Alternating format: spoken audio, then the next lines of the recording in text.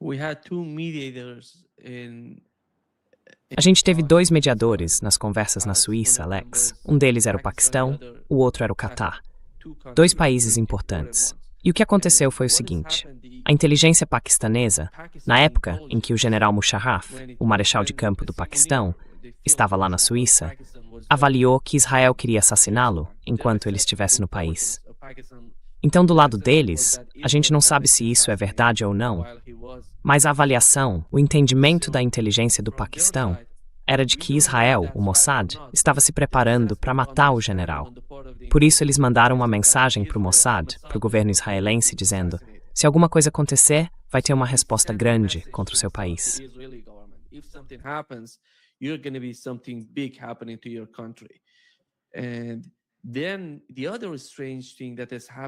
E aí teve outra coisa estranha que aconteceu durante as negociações. Uma explosão enorme no Catar. Uma das instalações de petróleo foi atingida. Foi um bombardeio pesado nas instalações por lá. Depois, o governo do Catar veio a público e disse que foi um problema técnico dentro da própria instalação. Só um problema técnico. Mas, segundo a avaliação da inteligência iraniana, foi Israel. Que Israel fez algo grande no Catar. Quando você olha para a explosão, não tem nada de problema técnico ali. Nada. Então, tudo isso, a avaliação do Paquistão e do Catar, essa explosão no Catar, leva a entender que Israel está tentando fazer de tudo para destruir as negociações. Seja lá o que for que esteja acontecendo entre os dois lados.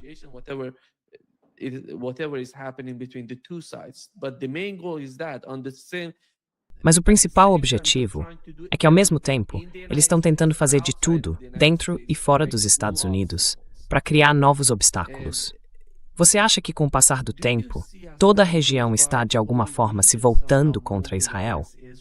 Porque agora todo mundo parece estar chegando a um tipo de entendimento de que Israel não é favorável a nenhum tipo de acordo. Esses países do Golfo, antes dessa guerra começar, achavam que o Irã era o inimigo e que Israel não era tão inimigo assim. Como você se sente em relação a isso? Como você vê essa situação se desenrolando na região?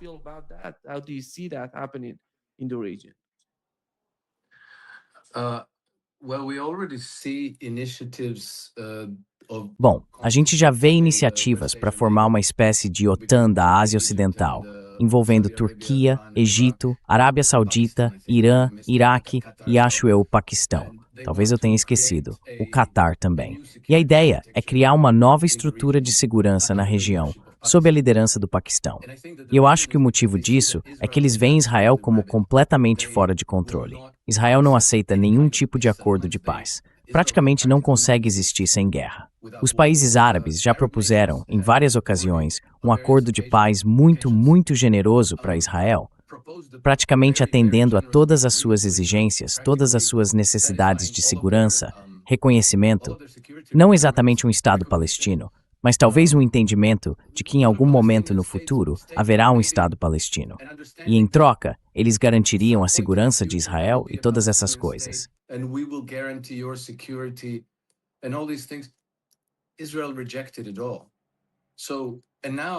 Israel rejeitou tudo. E agora, depois de travar guerra em 6 frentes, os tambores de guerra contra a Turquia estão ficando cada vez mais altos. Então, todo mundo na região vê que Israel é de fato uma ameaça incurável à segurança deles. Que com Israel ali, a guerra permanente na região está praticamente garantida. E também percebem que os Estados Unidos não são um mediador honesto e que o país não está disposto nem é capaz de oferecer a proteção que eles achavam que tinham. Porque quando a guerra começou de verdade, os americanos retiraram sistemas críticos de defesa aérea das nações árabes para defender Israel.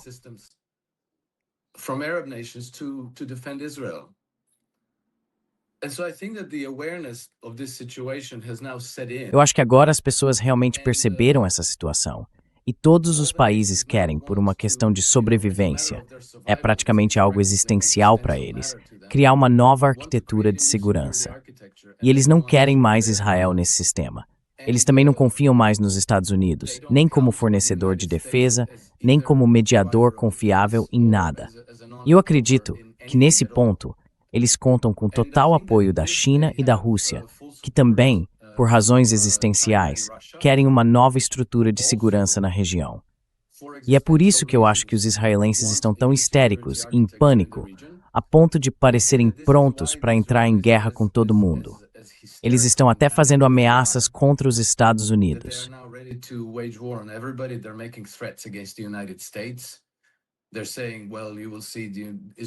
Eles estão dizendo algo como: vocês vão ver, Israel ainda não usou todas as suas armas. Eles têm armas muito mais poderosas. E se vocês não nos defenderem, então são nossos inimigos.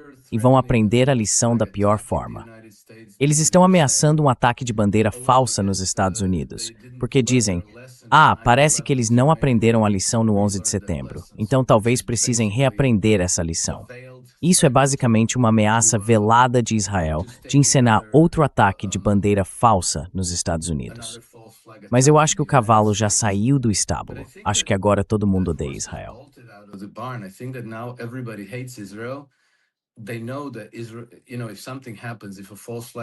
Eles sabem que se alguma coisa acontecer, se realmente houver um ataque de bandeira falsa, eu não acho que as pessoas vão acreditar que foi um grupo de árabes com estiletes ou quem quer que tentem culpar, que nesse caso seria o Irã.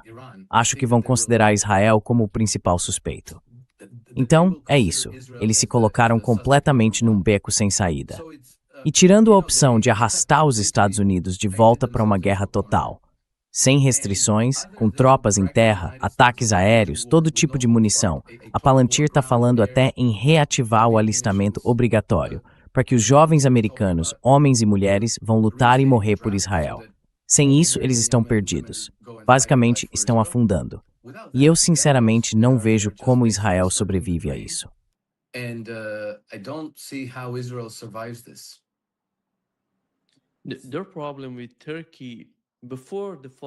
O problema deles com a Turquia, antes da queda de Bashar al-Assad na Síria, a relação entre Israel e Turquia não era tão crítica, certo?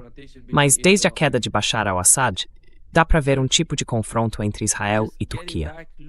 Voltando um pouco, é só olhar todas as declarações dos oficiais israelenses.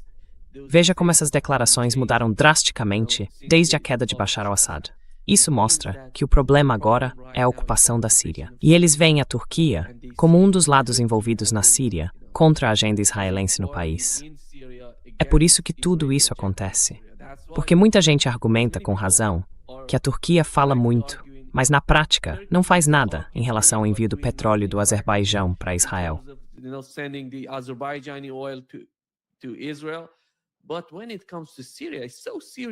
Mas quando o assunto é a Síria, a situação é muito séria para a Turquia. Na minha opinião, a Turquia não vai recuar em relação à Síria. E Israel sabe disso. É por isso que estão dizendo que o próximo alvo vai ser a Turquia, que eles vão lutar na Turquia. E o Jonathan Pollard já disse isso. A próxima luta, a próxima rodada vai ser contra a Turquia. E na minha opinião, isso é uma receita para desastre para os Estados Unidos. Eles têm agora dois grupos, algo como 2-4 e 6-6-2. O primeiro quer fundir as forças armadas americanas com as israelenses e a inteligência dos Estados Unidos com a de Israel.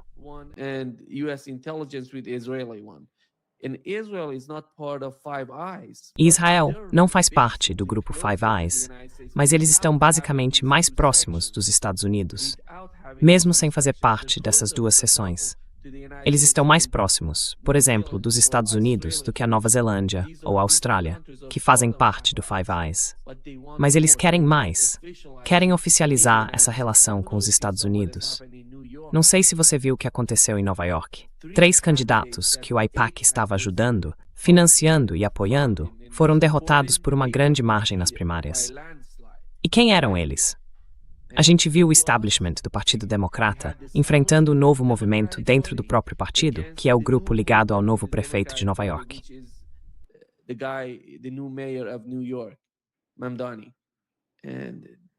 Mamdani. E eles eram contra o AIPAC. Não só contra o establishment do Partido Democrata, mas contra o AIPAC. E venceram de lavada. Essa é a realidade do que está acontecendo nos Estados Unidos, não só entre os democratas, entende? Mas também entre os republicanos. Então eles precisam consolidar alguma coisa dentro dos Estados Unidos no que diz respeito ao setor militar, à inteligência, porque estão com medo agora. Antes não era assim. Agora eles percebem a grande mudança que está acontecendo dentro da sociedade americana. E isso é um problema enorme para os israelenses. Eu acho que eles percebem isso.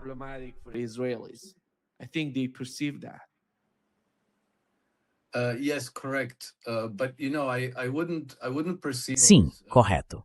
Mas sabe, eu não vejo todos esses candidatos, como o Mamdani, como algum tipo de movimento de libertação, um movimento que vai nos livrar dessas guerras sem fim. Para mim, parece que há uma guerra civil nos Estados Unidos entre como posso dizer, duas facções, duas conspirações. E uma delas é, sem dúvida, a conspiração sionista. Mas a outra não é exatamente o America First, não é bem o MAGA. É mais como uma conspiração comunista trotskista. São pessoas como Hillary Clinton, Barack Obama, sabe? Gente como Susan Rice, James Comey e o Mark Carney, lá no Canadá. James Comey and Mark Carney in Canada. But Mas esses dois grupos, o objetivo final deles, a lealdade deles, é com a City de Londres. Porque tanto o movimento trotskista quanto o movimento sionista surgiram em Londres, no Império Britânico. E eu acredito que eles ainda controlam, em grande parte, esses grupos. Veja, por exemplo, acho que foi bem revelador quando toda aquela história da Albânia estourou há algumas semanas. Descobriu-se que a narrativa do Jared Kushner e da princesa Ivanka sobre como eles descobriram a ilha de Sazan como lugar onde queriam construir a vida dos sonhos era que eles estavam no barco de um amigo.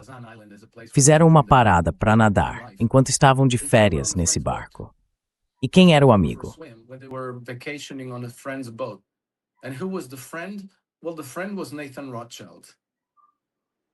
Bom, o amigo era o Nathan Rothschild, então uma ligação direta com a City de Londres. Eu não sei se o Trump tem consciência disso. Para mim é difícil imaginar que ele não saiba. E também tem o Mark Carney, o Barack Obama, a Hillary Clinton, o falecido John McCain, pessoas que eu colocaria dentro dessa conspiração trotskista. Todos eles vivem indo e voltando entre Washington e Londres. No fim das contas, tudo leva ao mesmo epicentro dessas guerras sem fim. O fato de um lado vencer uma eleição primária, na minha opinião, não deveria tranquilizar ninguém. É só porque a conspiração trotskista é completamente obcecada por Ucrânia e Rússia. Já a conspiração sionista é completamente obcecada por Israel e Irã, pelo Oriente Médio. Obsessed with Israel and Iran, with the Middle East. But it's still that, clash between two. Mas ainda é aquele choque entre dois sistemas de governo. E essas duas conspirações, na verdade, representam o mesmo sistema de governo. A diferença é que cada uma tem suas próprias prioridades de política externa. E eu acho que esses dois sistemas estão tão profundamente enraizados no establishment americano que eu realmente não sei como isso poderia ser eliminado para dar lugar a um movimento MAGA genuíno e a um retorno verdadeiro às tradições republicanas dos Estados Unidos. Mas nesse ponto, eu imagino que talvez só uma guerra civil ou uma revolução, tipo um grupo de generais do Pentágono assumindo o controle, pudesse mudar isso. Só que sabe, isso pode começar a acontecer quando o preço da gasolina passar de $10 o galão e as pessoas não conseguirem mais comprar comida para os filhos. Aí sim, as coisas podem explodir de um jeito muito mais feio. Mas até lá, a gente continua sendo puxado por dois fantoches que, no fim das contas, servem ao mesmo mestre.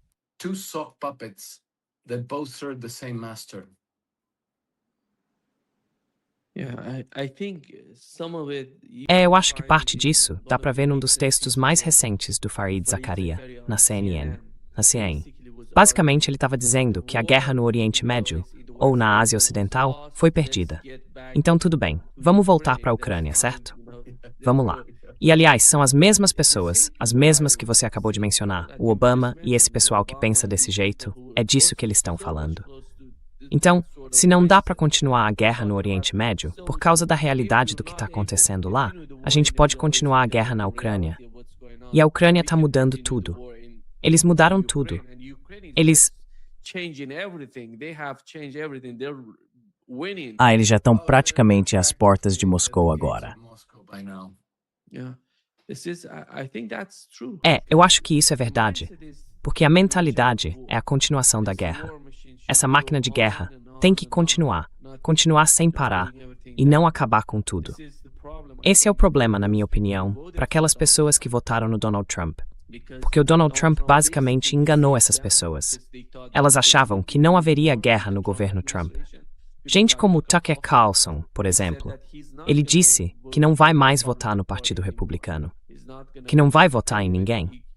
Ele contou que por mais de 34 anos votou nos republicanos, mas agora não vai votar nem nos democratas, nem nos republicanos, em ninguém.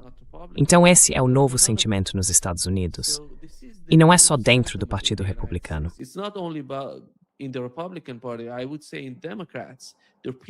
Eu diria que entre os democratas, tem gente que não quer nada disso.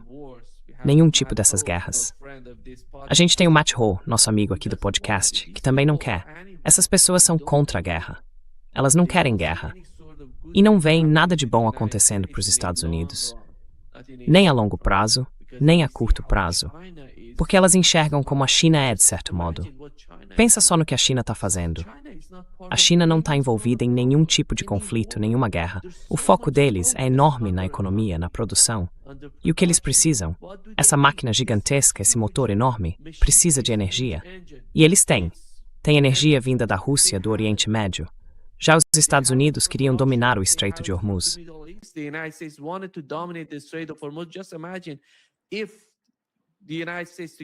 Imagina se os Estados Unidos, junto com Israel, fizessem alguma coisa no Estreito de Hormuz. Isso seria, ou poderia ter sido, uma perda enorme para a China. E agora isso não está acontecendo. E a China entende muito bem. Esses são temas importantes para a China. Energia. Energia é o futuro. Energia é produção. E a China sabe disso. Mas os Estados Unidos não entenderam que o futuro não é sobre guerra. Porque quando você é uma superpotência, você é uma superpotência. Basicamente, olha o poder militar dos Estados Unidos enfrentando o Irã. O orçamento de defesa da Arábia Saudita é 10 vezes maior que o do Irã. O país é pequeno nesse sentido quando a gente fala de orçamento de defesa. O quê? Não conseguem derrotar eles. Essa é a nova realidade.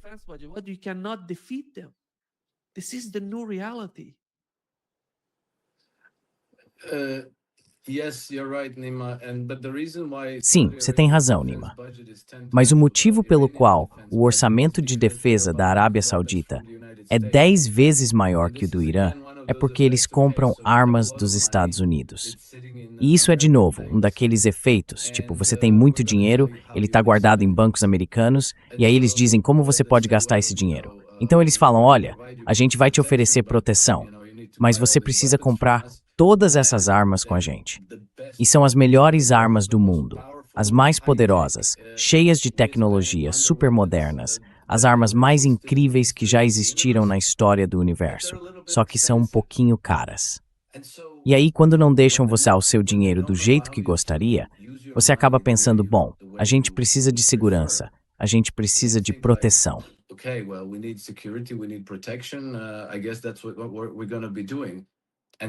Acho que é isso que a gente vai acabar fazendo. E aí, sabe, tem essa coisa de comprar parafusos e rolamentos por $1.000 cada um e coisas assim. E obviamente isso não serve para muita coisa. É como aqueles fisiculturistas, sabe, que tomam proteína e aumentam os músculos. Mas no fundo é tudo espuma. Eles parecem muito fortes, mas não são tão fortes assim. Enquanto isso, o Irã vem desenvolvendo sua própria tecnologia militar, com um orçamento bem apertado. Eles têm formado dezenas, centenas de milhares de engenheiros, e toda essa gente trabalha pela defesa do país, por um objetivo existencial.